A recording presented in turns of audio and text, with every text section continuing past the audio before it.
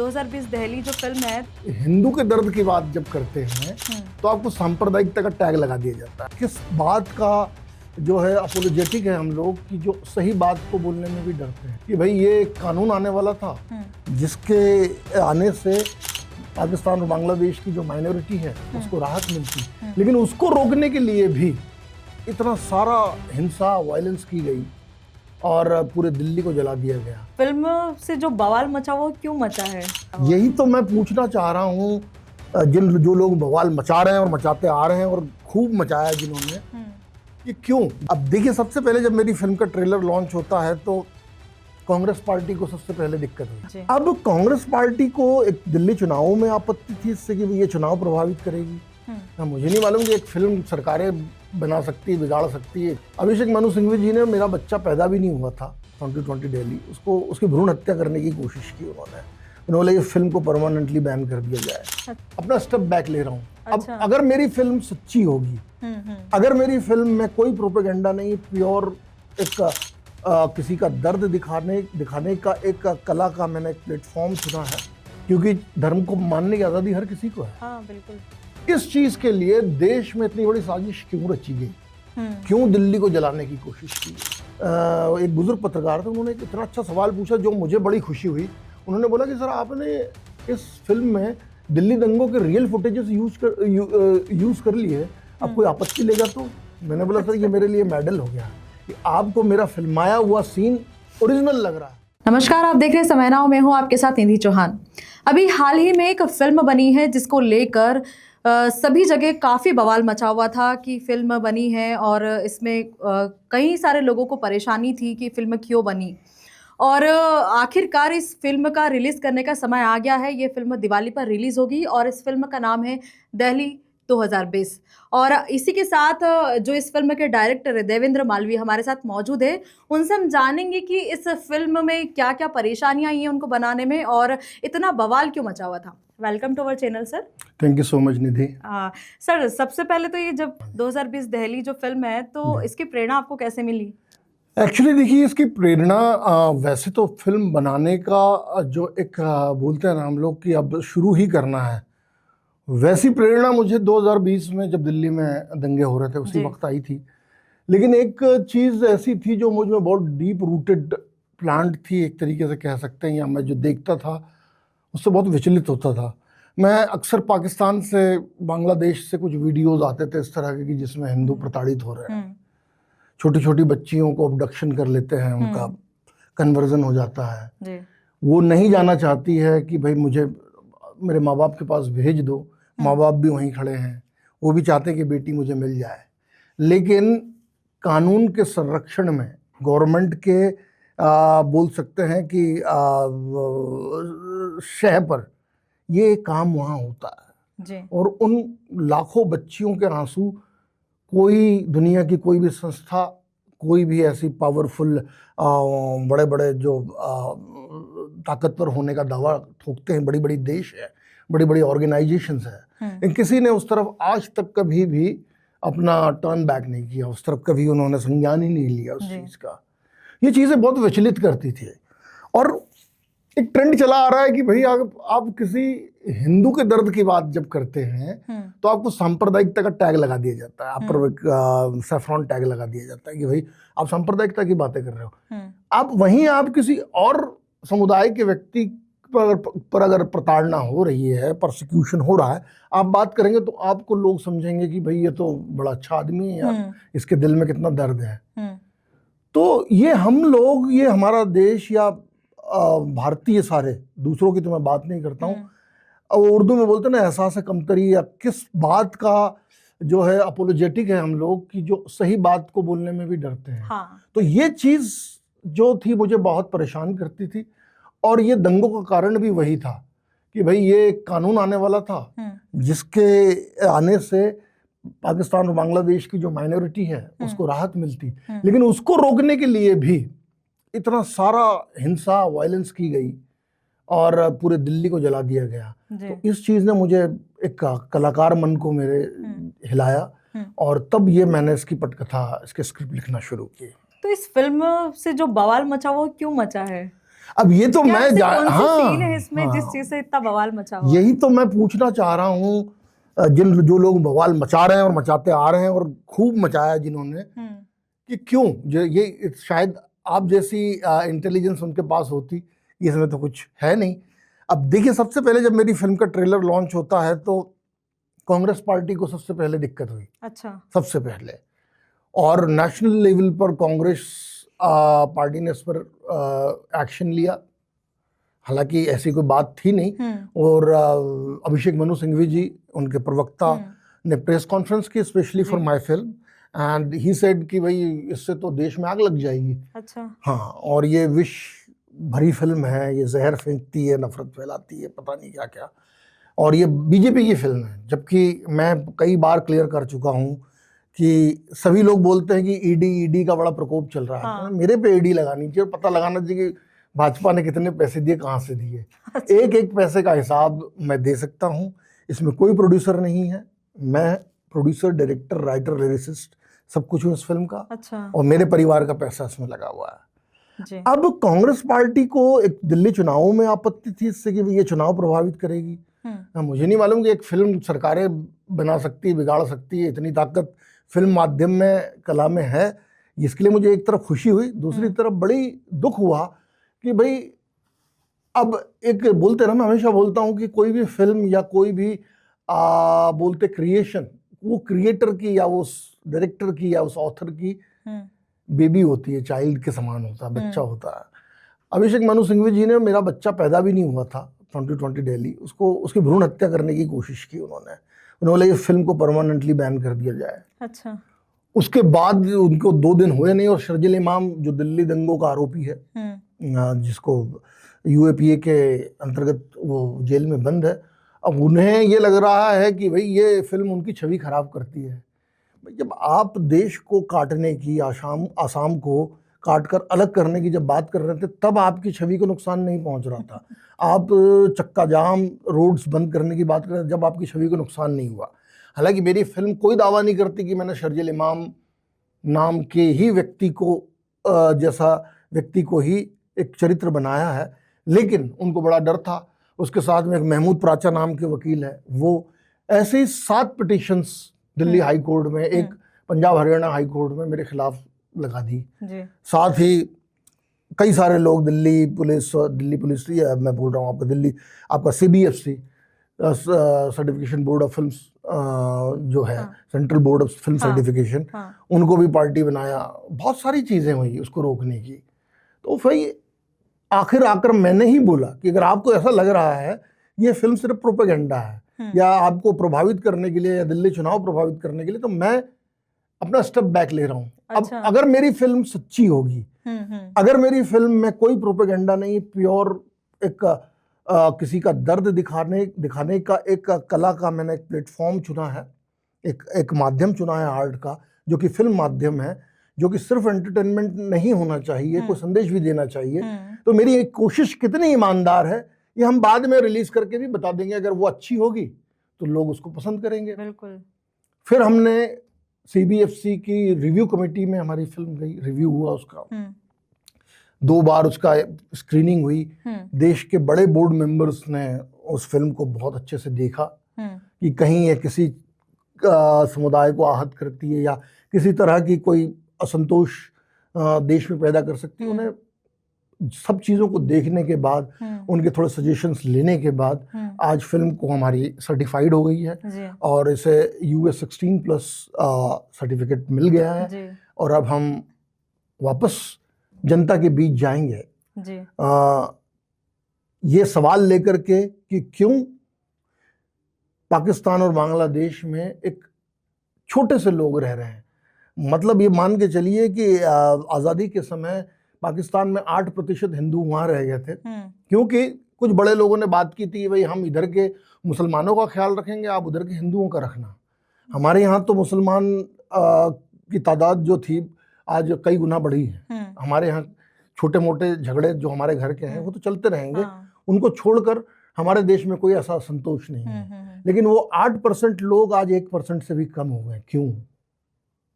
आज बांग्लादेश में वहाँ की आबादी जो थी जब बांग्लादेश और पाकिस्तान अलग हुए थे, उससे मेरे ख्याल से 3-4 गुना कम हो गई, और अब लगातार अब तो और भी मुश्किलें हैं। तो ये क्यों, दुनिया कब इस तरफ देखेगी, क्यों नहीं देख रही है?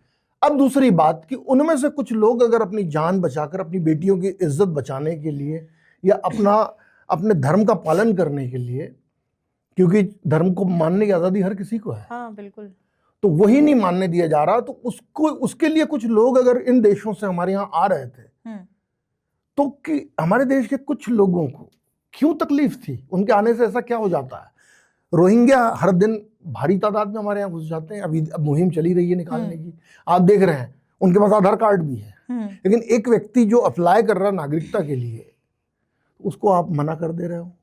तीसरा सवाल कि इस चीज के लिए देश में इतनी बड़ी साजिश क्यों रची गई, क्यों दिल्ली को जलाने की कोशिश की गई। चौथी बात कि अभी तक इस तरह के जो स्क्रिप्ट को और इस तरह की मुद्दे को लेकर जब कोई फिल्म आती है तो लोगों का सवाल होता है, या कुछ ऐसा एक खेमा है जो बोलता है कि भाई इस तरह की फिल्में टेक्निकली थोड़ी सी स्ट्रांग नहीं होती है, क्रिएटिवली हम उसको ऐसे नहीं मापते। तो मैंने उसका भी जवाब दिया है कि भारत की पहली वन शॉट फिल्म बनाई है हमने, क्योंकि हजारों करोड़ों का साम्राज्य है जिसको बॉलीवुड बोलते हैं, हिंदी फिल्म इंडस्ट्री, इन्होंने आज तक एक ने भी किसी ने कोशिश नहीं की कि कमर्शियल लेवल पर, ऐसे कोशिशें हुई है आर्ट लेवल पर छोटे, जो कि किसी बड़े थिएटर्स में रिलीज नहीं हुई फिल्में, लेकिन किसी ने कोई कमर्शियल फिल्म बनाने की जहमत क्यों नहीं उठाई आज तक? आपके पास तो साधन संपन्न है, आप लोग, बिल्कुल सब कुछ है। तो हम सारे पैमानों पर अपने आप को कसकर इस फिल्म को लेकर अब जनता जनार्दन के बीच में जाएंगे दिवाली के बाद, बिल्कुल, और रखेंगे सामने कि अब आप ही फैसला कीजिए कि बाद ये फिल्म जो है, इसका इंटेंट और कंटेंट दोनों ही बहुत अच्छा है, इसकी नीयत बहुत अच्छी है, कंटेंट सच्चा है, टेक्निकली साउंड है, और आपको एक नया अनुभव करवाने वाली फिल्म आ रही है। अच्छा, आपने भी बताया ये वन शॉट फिल्म है, तो एक्चुअली वन शॉट फिल्म होती क्या है? जी। देखिए, वन शॉट फिल्म हमारे देश में ज़्यादा लोग इससे परिचित इसलिए नहीं है कि ये इस तरह की फिल्में बनाने की कोशिश ही नहीं हुई है। ये बड़ा ही मेहनत का काम होता है और बहुत ही जटिल प्रक्रिया है इसकी, वेरी कॉम्प्लिकेटेड। बिकॉज मैं आपको बहुत सिंपल एग्जाम्पल में समझाऊंगा। मैं हमेशा यही एग्जाम्पल लेता हूँ ताकि लोगों की समझ में आ जाए। मान लीजिए मैं इसका कैमरा ऑन करता हूँ और आप पे कैमरा मैंने रखा और वीडियो चला दिया। अब मैंने यहाँ से लिया, यहाँ से इन भाई साहब को लिया और कैमरे वाले भाई साहब को लिया और यहाँ पर मैंने रोक दिया वीडियो। अब ये वीडियो मेरे ख्याल से 6-7 सेकंड में आपसे गया, इन पर गया और यहाँ पर आकर बंद हो गया। अब मैं बोलता हूँ कि 7 सेकंड की ये एक फिल्म है जो यहाँ से चली, यहाँ से आकर बंद हो गई। 7 सेकंड में मैंने कहीं भी कोई कट नहीं है बीच में कि आपका क्लोजअप था या इनका ओवर द शोल्डर था, किसी भी तरह का नहीं था। सीधा एक गया कैमरा और इन पर जाकर के खत्म हो गया। अब इसको थोड़ा सा इसकी ड्यूरेशन बढ़ाते हैं हम लोग। हाँ। ये 7 सेकंड की फिल्म है, मेरी फिल्म 2 घंटा 15 मिनट की है, जिसमें कंटेंट ओपनिंग और एंड क्रेडिट अगर छोड़ दे तो 2 घंटा 10 मिनट करीब की फिल्म है हमारी, जो कि वन शॉट में दिखाई देगी। आपको ऐसा लगेगा कि भाई कैमरा चालू हुआ और फिल्म शुरू हो गई और चलती रही फिल्म, और 2 घंटा 10 मिनट बाद जब फिल्म खत्म हुई तभी कैमरा बंद हुआ, उसके पहले नहीं हुआ था। तो आपको एक इमर्सिव एक्सपीरियंस देने की हम लोग कोशिश कर रहे हैं ऑडियंस को, कि आपको एक दंगे में एक व्यक्ति कैसे फील करता है, कैसे अनुभव करता है, क्या पेन है लोगों का, आपको ऐसा महसूस होगा कि आप भी फिल्म में अंदर है साथ में। अच्छा, इस दौरान जब आप शूटिंग करते हैं यही दंगों वाली, तो उसमें काफी परेशानी आती होगी आपको जी? किस तरीके से उसमें शूटिंग की जाती है? देखिए, पत्थर सिर्फ नकली होते हैं लेकिन चलते वैसे ही हैं। जनता दोनों तरफ के दंगाई भी उतने ही होते हैं, लेकिन आपको इस फिल्म में दंगे भी उतने ही रियलिस्टिक मिलेंगे। अभी तक हमारा इंडस्ट्री एकदम टाइप कास्ट है। दंगाई आ रहे हैं उधर से, अगर वो हिंदू है तो बाकायदा उनको तिलक लगा होगा, सेफ्रॉन भगवा गमछा डाल करके तलवार लेके दौड़ते हुए 10 लोग आएंगे, वो आपको दिखा रहे हैं, है ना। इधर से अगर मुस्लिम आ रहा है तो टोपी लगाया हुआ है और एक वो चेक्स का जो है एक वो डाल रखा है और वो भी तलवार लेके आ रहा है। मतलब ये इतना ज्यादा कैरिकेचर बनाने की कोशिश करते हैं कि भाई स्पून फीडिंग। लेकिन आपने कभी देखा कि दंगे में आदमी ये ध्यान रखता है मैं तिलक लगाऊं और ये लगाऊं या टोपी पहन के जाऊं? कोई नहीं करता ऐसा। जो जैसा होता है वैसा ही लड़ता है। तो आपको क्लियरली समझ में आएगा, कोई हमने ऐसे ऊपर से पहनाने की कोशिश नहीं की कुछ भी चीजें। आपने उसमें अभी नया ट्रेंड आ गया, लोग हेलमेट लगा के दंगा करते हैं कि उसे न लग जाए। तो आपको वो, मुझे दिल्ली में मैं जब प्रेस कॉन्फ्रेंस कर रहा था तो कुछ एक बुजुर्ग पत्रकार थे, उन्होंने एक इतना अच्छा सवाल पूछा जो मुझे बड़ी खुशी हुई। उन्होंने बोला कि सर आपने इस फिल्म में दिल्ली दंगों के रियल फुटेजेस यूज कर लिए, अब कोई आपत्ति लेगा तो? मैंने बोला सर ये मेरे लिए मेडल हो गया कि आपको मेरा फिल्माया हुआ सीन ओरिजिनल लग रहा है। तो ये मुझे बड़ी खुशी हुई कि मैं कहीं तो पहुंचा यार, कि जो भी चीज ट्रेलर में देखकर लोगों को लग रही है कि, तो वो दिल्ली के थे, उन्हें ऐसा लग रहा था कि ओरिजिनल फुटेज मैंने यूज कर लिया। तो पत्थर नकली होते हैं, आग लगी हुई होती है, और फिल्म तो जो हमारे इंदौर में शूट हुई है सारी, पूरा दिल्ली यहीं बनाया है हमने। अच्छा जी।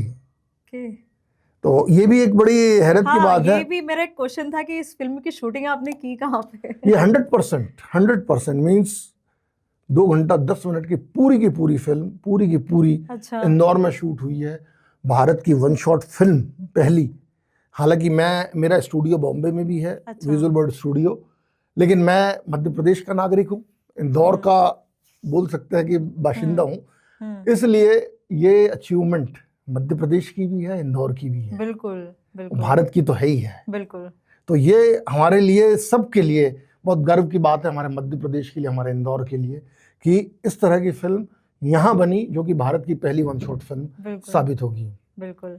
तो ये एक मैं और भी फिल्म मेकर से ये कहना चाहूँगा कि मध्य प्रदेश एक ऐसी जगह है जहाँ पर आपको सब कुछ मिलेगा। आप मेरी फिल्म देखिए, उसका ट्रेलर देखेंगे तो आपको कहीं आवाज़ ही नहीं होगा कि दिल्ली नहीं है। तो यहाँ क्या नहीं है? यहाँ खूबसूरती है, यहाँ वादियाँ हैं, यहाँ सीनरी है, यहाँ आपको ऐसी गलियाँ भी मिल जाएगी जो दिल्ली जैसी दिखती है, यहाँ आपको इस तरह की रोड्स भी मिल जाएगी, या इस तरह के एरियाज भी मिल जाएंगे जो बॉम्बे जैसे दिखते हैं, जबकि वहाँ शूट करना बहुत मुश्किल है। हमारे यहाँ तो बहुत सरकार और प्रशासन बड़ी मदद करता है शूट के लिए, और फिल्म टूरिज्म को बड़ा प्रमोट भी कर रहे हैं हमारे यहाँ। तो सबको आना चाहिए यहाँ पर। बहुत अच्छा और बहुत ही कंफर्टेबल तरीके से हम लोगों ने फिल्म को शूट किया। अच्छा, ये जो फिल्म आपने बनाई इसमें कौन कौन से एक्टर्स शामिल? जी, इस फिल्म में मेरे ब्रजेंद्र काला हैं, जो कि आपने काफ़ी उनको देखते हैं आजकल, तो काफ़ी बिजी हैं वो, और हर दूसरी फिल्म में नज़र आते हैं, जिन्होंने पान सिंह तोमर में पत्रकार का ही रोल किया था और वहाँ से काफ़ी उन्हें पॉपुलैरिटी मिली थी। इसके अलावा इसमें समर जयसिंह जी हैं, और समर जयसिंह जी मेरे एक्टिंग के टीचर भी रह चुके पहले। जब मैं एक्टिंग में था तो वो मेरे गुरु हैं उन्होंने बहुत अच्छा इंपॉर्टेंट रोल किया इसमें, पुलिस ऑफिसर का, जो कि शिव का, भगवान शिव का रोल कर चुके हैं ओम नमः शिवाय सीरियल में, जो सबसे पहला आया था, जो आज भी लोगों की यादों में है। इसके अलावा सिद्धार्थ भारद्वाज जी हैं, जो दिल्ली क्राइम में एक बहुत बढ़िया रोल किया था उन्होंने। इसके अलावा भूपेश सिंह है, जो कि गैंग्स ऑफ वासेपुर से लेकर तमाम फिल्मों में बहुत अच्छा चरित्र अभिनेता हैं वो, और बहुत अच्छा करते हैं, मसान में भी थे। इसके अलावा चेतन शर्मा, आकाशदीप अरोरा और दीक्षा अस्थाना नाम के 3 चेहरे हैं, जो कि काफ़ी काम कर चुके हैं बड़ी बड़ी फिल्मों में। आप देखेंगे तो उन्हें पहचान जाएंगे। इसके अलावा इंदौर के लोगों ने भी बहुत इम्पोर्टेंट रोल इसमें प्ले किया है। इसमें एक रोल है जिसके ऊपर सबसे ज़्यादा कंट्रोवर्सी हो रही है, जिसको देख करके पूरे देश में आग सी लगी हुई है, और वो कैरेक्टर निभाया है हमारे इंदौर के ही विक्की यादव ने। अच्छा। बहुत ही बढ़िया एक्टर है, बहुत ही रियलिस्टिक एक्टिंग करते हैं वो, और आज जब उनकी एक्टिंग में देखता हूँ तो मुझे लगता है कि बड़ा नाम करेंगे देश में हमारे इंदौर का वो आने वाले समय में। ऐसे ही इंदौर के और भी तकरीबन आप सेकेंडरी कास्ट में देखें तो 50 के करीब एक्टर्स जिन्होंने अच्छे रोल किए फिल्म में इंदौर के। हाँ जी, और 300 से 400 तो जूनियर आर्टिस्ट हमारे इंदौर के, की बड़ी भीड़ ने दंगा किया, तो उनको भी जहाँ पे काफ़ी इस चीज़ के लिए अपॉर्चुनिटी मिली। फिर काफ़ी आप कैटरिंग से लेकर होटल से लेकर, मतलब एक बहुत बढ़िया इंदौर के लोगों को। अच्छा, आपने क्या किसी इन्फ्लुएंसर को भी शामिल किया इस मूवी में जो इंदौर का हो? हाँ, बिल्कुल, मैं बोलने उनका ही नाम लेने जा रहा था। रंजीत इंदौरी जो है जी।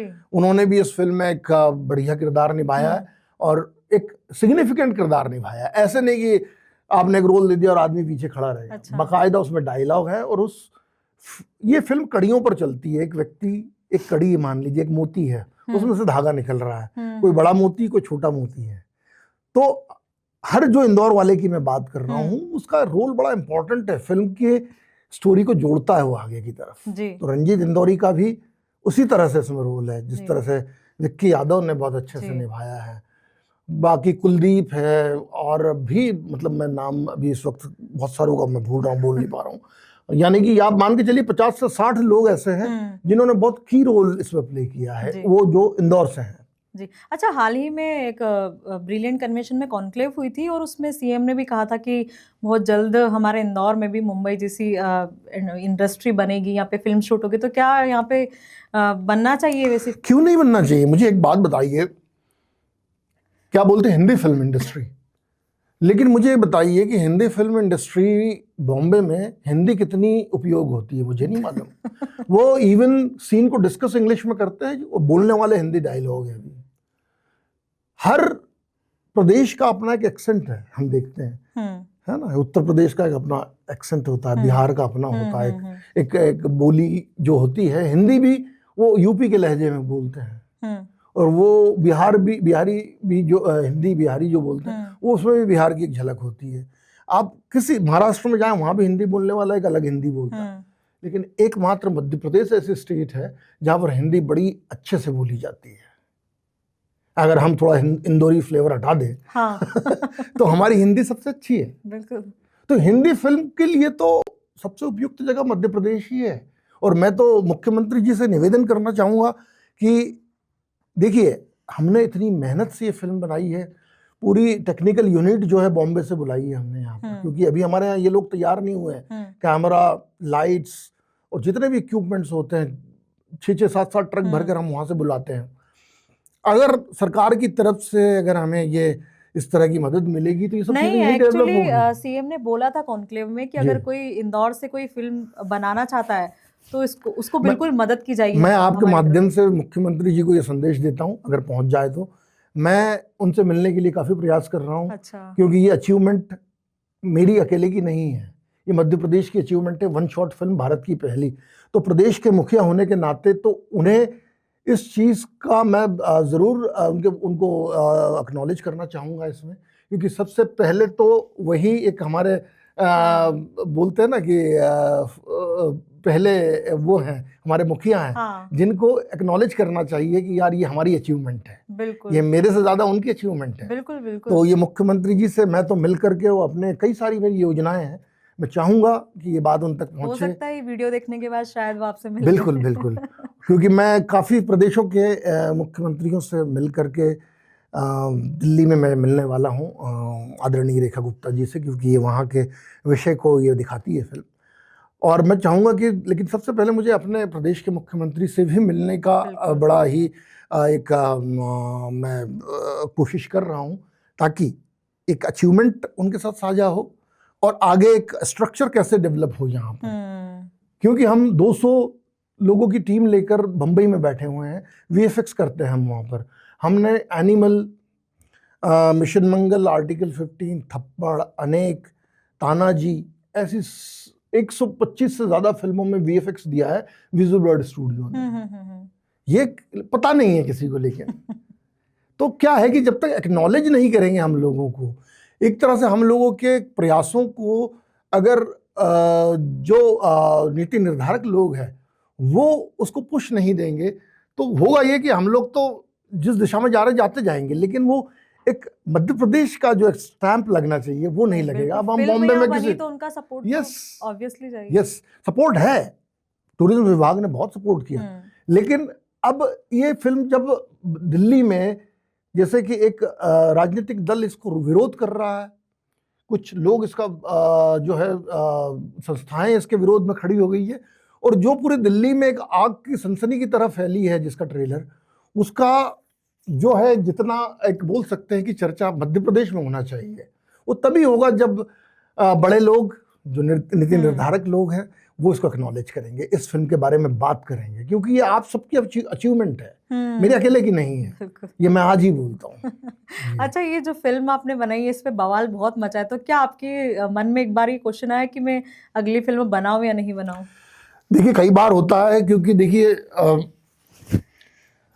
बहुत बड़े बड़े प्रोडक्शन हाउसेस हैं बॉम्बे में, लेकिन ये एक बोलते ना एक लोन वॉरियर की तरह मैं लड़ता रहा। ना इसमें मैंने पैसा किसी का लिया है, ना कोई प्रोड्यूसर शामिल है, और ना ही कोई निवेशक या कोई इन्वेस्टर है इसमें। मैं किसान फैमिली से आता हूँ और सारा कुछ पैसा जो जिंदगी भर की कमाई थी वो इसमें डाली गई है।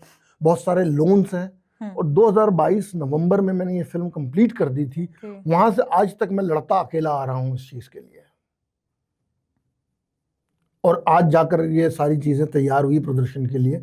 तो कई बार मन में आता है कि इतना लंबा संघर्ष, लेकिन अब ये है ना कि एक कहानी लानी थी किसी के सामने, तो लोग बोलते हैं कि भाई क्या आपके मन में आता है कि इतना। मुझे दीपक चौरसिया जी ने पूछा था कि देवेंद्र भाई ऐसा क्यों कर रहे हो आप, घर जलाकर लोगों को क्यों तमाशा दिखा रहे हो, है ना। तो मैंने बोला भाई साहब ऐसा था कि फिल्म बनाने पे तो मैं बर्बाद होना या तमाशा घर जलाने वाली बात हो ही रही है, नहीं बनाता तो ज़्यादा परेशान रहता। क्योंकि एक वैक्यूम है अंदर, उसको कहीं तो निकालना होगा आपको। अच्छा, कितना बजट लगा इसमें? जब हमने शुरू किया था तो हम छोटे बजट से ही चले थे, लेकिन कोई भी, क्योंकि इस फिल्म को वन शॉट बनाने में आपको 4 गुना ज़्यादा समय, 4 गुना ज़्यादा रिसोर्सेस और 4 गुना ज़्यादा पैसा लगता है। हालांकि हमारा छोटा बजट भी 4 गुना हो गया। अच्छा, क्यों? क्योंकि इसमें क्या होता है 15-15, 20-20 मिनट लंबे टेक होते हैं। तो उसमें क्या होता है, आपको एक्टर को एक दिन की शूट अगर उसकी है, उसको 4 दिन के लिए आपको हायर करना होता है, और 3 दिन तक आपको ले जा करके उसको on location with camera rehearsal करनी होती है। अच्छा, ताकि वो एकदम वहाँ का मतलब जब हम टेक लेने जाएं तो बिल्कुल भी फ्लॉलेस ही निकले हमारा शॉट। कहीं भी अगर एक व्यक्ति ने भी 15 मिनट के शॉट में एक जूनियर ने भी गड़बड़ कर दी, तो पूरा शॉट वापस से होगा, क्योंकि एडिट तो होना नहीं है कि मैं काट, आपने गड़बड़ की तो आपका चेहरा मैंने हटाकर इनका शॉट लगा दिया, ऐसा नहीं होता है। इसमें तो जो टेक आएगा तो ओके आएगा, वरना नहीं आएगा। तो कई लोगों के तो महीने भर के काम थे, तो उन्हें 2 महीना पहले बुलाया हमने। तो इस तरह से इसका बजट बढ़ा। फिर वीएफएक्स हालांकि हमारा अपनी कंपनी का है, लेकिन इसमें क्या होता है कि हर 2 शॉट्स को, जो लंबे शॉट्स है 15-15 मिनट का या 20 मिनट का, इनको स्टिच करना होता है इस तरह से कि वो ऐसा लगता है कि अलग ही नहीं, अलग थे ही नहीं, वो एक ही शॉट है। तो इसके लिए बहुत मैन पावर, बहुत स्किल्स और बहुत ही टेक्निक का आपको इस्तेमाल करना होता है। अच्छा, वैसे तो आप कोई फिल्म बनाते तो सबसे मतलब रिस्पॉन्सिबिलिटी तो सबसे पहले आपके ऊपर ही रहती है, क्योंकि सारी चीज़ें आपको मैनेज करनी होती है। लेकिन जब एक्टर इस फिल्म की शूटिंग करते तो उन लोगों को भी क्या कोई प्रॉब्लम्स आती है शूट के दौरान? देखिए, अगर कट वाली फिल्म जो बनती है तो आजकल तो लोग 20 दिन में ख़त्म कर देते हैं। मैंने कुछ लोगों का तो ये भी सुना है कि सामने वाले एक्टर जो बहुत बिजी हैं, यहाँ पर एक स्क्रिप्ट चिपका देते हैं और फटाफट अपने डायलॉग भी बोल देते हैं। अच्छा। लेकिन हमारे ऐसी गुंजाइश नहीं थी, इसलिए हमने बहुत नामी कलाकार नहीं लिए। हालांकि इस बजट में जो हमारा आखिर में जो बजट जा रहा है वो 6 करोड़ रुपए तक हम पहुंच गए हैं, और हमारा वीएफएक्स और रिलीजिंग कॉस्ट मिलाते मिलाते हम 7.5 करोड़ तक पहुंच जाएंगे। अच्छा। इसमें मैं कोई बड़ा नाम ले सकता था, लेकिन वो बड़ा नाम इतना टाइम, इतना डेडिकेशन दे नहीं पाता।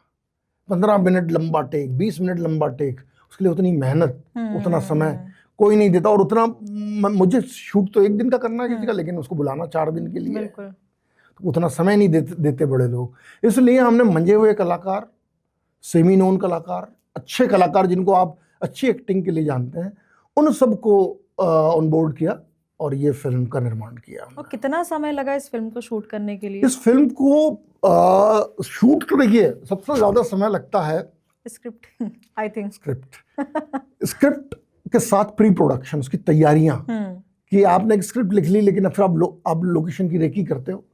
रेकी करने के बाद में फिर चीज़ों का, आर्ट का इंतज़ाम, प्रोडक्शन कैसे होगा, इसकी तैयारियां जो है ना बहुत लंबा समय लेती है। तो मतलब ये फिल्म 2022 में बनी ज़रूर है, लेकिन बन तो 2020 से रही थी। तो 2 साल तो प्री प्रोडक्शन मैंने खूब लिया इसमें समय। फिर ये 30 दिन में तकरीबन शूट हुई पूरी, है ना। मैक्सिमम जो इसकी शूटिंग मेरे ख्याल से 28 दिनों में ख़त्म हो गई थी। 3 तारीख को हमने शुरू की, 3 नवंबर को शुरू की थी, और 28 को हमने ख़त्म कर ली थी। छोटे से पैच वर्क हमने इंडोर शूट किए, तो मोटा मोटा एक महीने में पूरी फिल्म शूट की। लेकिन अगेन उसको जब बनाते बनाते हमको 2023 आ गया। एडिटिंग तो हो जाती है, बट वीएफएक्स बहुत ज़्यादा है हमारी फिल्म में, क्योंकि पूरी फिल्म में आग लगी हुई है, धुआं है, आग, धुआं, गोलियां, ब्लड, तो ये बड़ा महंगा काम होता है। तो ये करते करते हम 2023 तक पहुंचे और ये बड़ी लंबी मेहनत का परिणाम है। अच्छा, जनरली लोगों का ये क्वेश्चंस रहता है कि जब ये शूटिंग होती तो कैसे आप, जब कोई आग की शूटिंग है या ब्लड है, तो किस तरीके से आप उनको दिखाते हैं, कैसे मैनेज करते हैं? जी देखिए, आजकल तो वीएफएक्स के आने से बहुत ही सुविधा हो गई है। हाँ, वो तो है। पहले तो ये होता था कि एसएफएक्स एक्सपर्ट होता था एक, जिसमें कि आपके क्या यही बात है कि जैसे मैंने आपका लिया, एक शॉट लिया और मैंने आप पे गोली तानी हुई है, बंदूक लगा रखी है, आपका एक लिया डरते हुए, मेरा लिया तानते हुए, है ना, वो शॉट हो गया।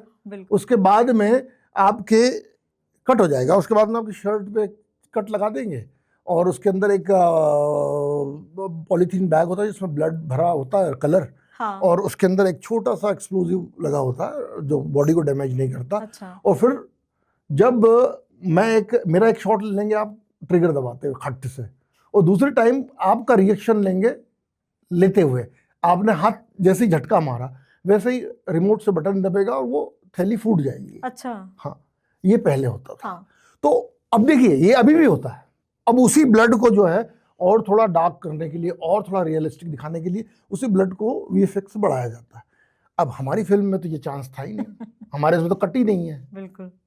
तो हमारे यहाँ कोर वीएफएक्स किया है, और अब बाकी फिल्म माध्यम को जो सीखने वाले स्टूडेंट्स है या फिल्म स्कूल है या जो नए बडिंग फिल्म मेकर्स आ रहे हैं, उनके लिए मेरी फिल्म एक तरीके से टेक्स्ट बुक हो सकती है। वो ढूंढे कि यार इतना ब्लड आया है तो कुछ वीएफएक्स से भी नहीं है, तो ये कैसे आ गया? अभी तो ये इसके चाकू मारा था, तो तब चाकू मारने के पहले ब्लड था नहीं और अचानक इसका पूरा भर गया है पूरा, तो कैसे किया होगा? ये भी एक रिडल है, उन लोगों के लिए मैं छोड़ रहा हूँ, वो पता करें अब।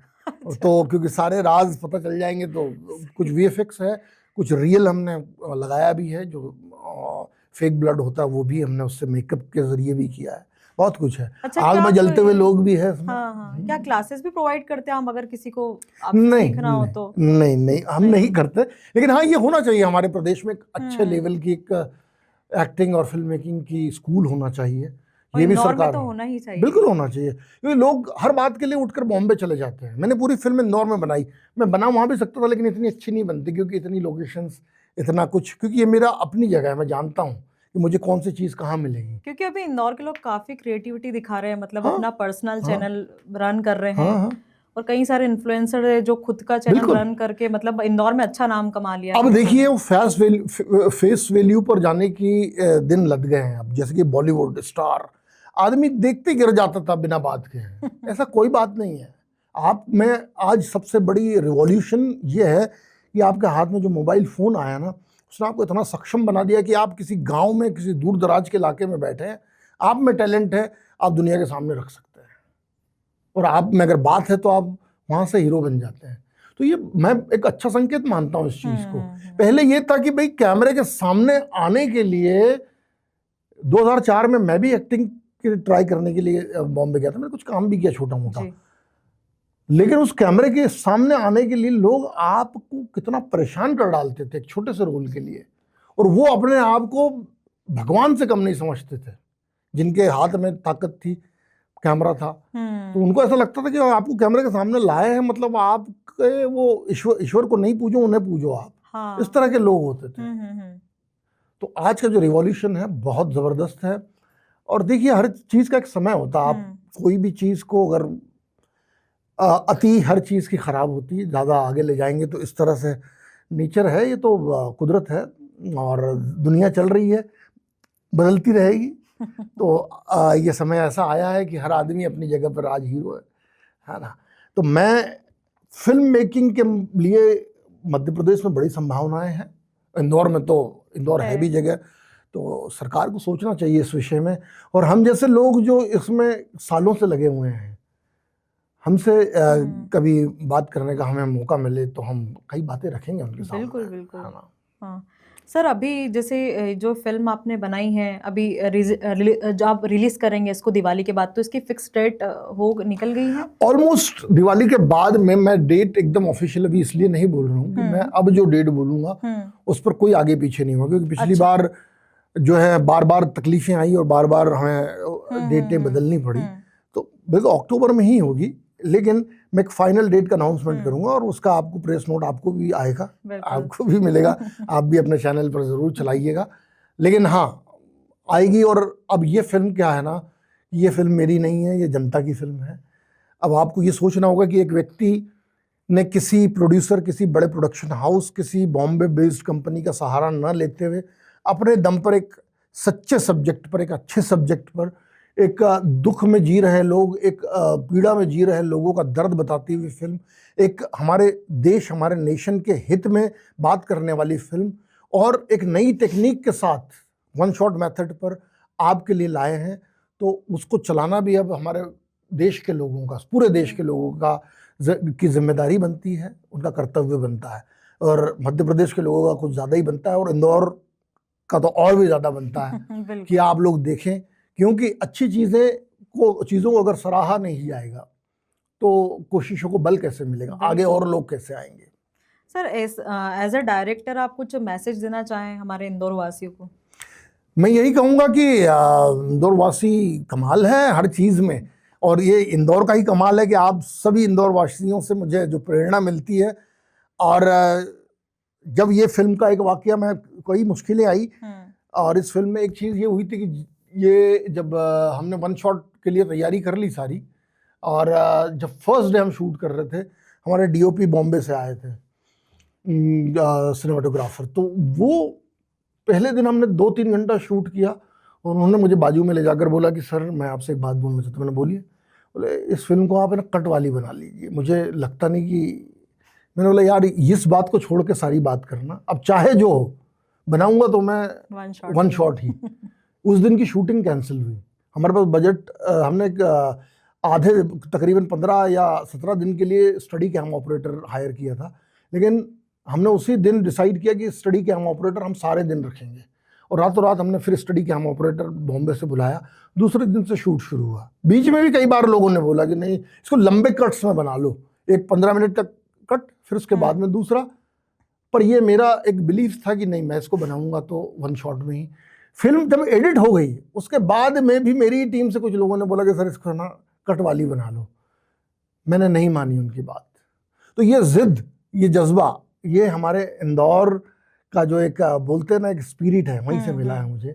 कि भाई एक दिन रात के 3 बजे जब मैं स्टोरी लिख रहा था इसकी 2020 में, तो मेरे ख्याल आया कि भाई ये फिल्म एक दिन की कहानी है, तो क्यों ना इसे वन शॉट में बनाया जाए। दूसरी आवाज़ मेरे अंदर से आई कि तुम बनाओगे, क्योंकि ये इंडिया में किसी ने नहीं बनाई आज तक। और सैम मेंडिस जो उनके बोल सकते कि एक 5 मिनट या 2 मिनट की फिल्म शॉट का जितना खर्च लगेगा, जितना खर्च लगता है, उतने खर्च में हमारी फिल्म बन सकती है। लेकिन वो बहुत बड़ा अमाउंट है हमारे लिए, क्योंकि उन्होंने जो फिल्म बनाई है वो बहुत बड़े बड़े बजट की है, बहुत ही बड़े बजट की है। और हमें वहाँ तक पहुँचना हमारे लिए तो हमारे बूते की बात थी नहीं। तो हमने बजट सिर्फ उनके एक सीन जितना ही खर्च किया, जो कि मैं 7-7.5 करोड़ बोल रहा हूँ, लेकिन वो हमारे लिए बहुत बड़ा था। तो मैंने ये कहा कि हर चीज़ कभी ना कभी तो पहली बार होती ही है।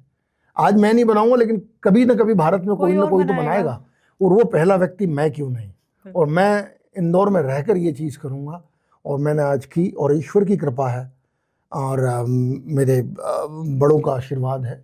इसमें मेरी पत्नी का बड़ा सहयोग रहा। आशु मालवी वो प्रोड्यूसर है उसमें, और उन्होंने बिल्कुल कदम से कदम मिलाकर पूरे टाइम मेरे साथ रही, मुझे मोटिवेट करती रही। मेरे बड़े भाई साहब हैं नंद किशोर मालवी, वो भी प्रोड्यूसर है इसमें। तो इन सब के ताकत से ये चीज़ को मैं कंप्लीट कर पाया, और आप इंदौर वासियों की स्पिरिट, आपसे मोटिवेशन लेते हुए इस फिल्म को हमने कंप्लीट किया है, और ये हम सबकी अचीवमेंट है। तो इस वक्त हमारे साथ मौजूद थे देवेंद्र मालवीय जी, जो कि एक डायरेक्टर है और इंदौर शहर से ही बिलोंग करते हैं, और उन्होंने अभी हाल ही में एक फिल्म बनाई है 2020 दिल्ली, जो कि जल्द ही रिलीज होने वाली है। तो मेरा भी सभी से यही रिक्वेस्ट रहेगी कि जो भी इंदौर वासी है और जो भी हमारे एमपी के लोग हैं वो इस मूवी को ज़रूर देखने जाए। और सीएम से भी मेरी रिक्वेस्ट है कि बिल्कुल आप इनकी जब भी मूवी रिलीज हो तो आप भी देखने ज़रूर जाएं। प्योर श्योर दूध और घी, माँ के प्यार सा, मिलावट से दूर, भरोसे से भरपूर, प्योर भी श्योर भी।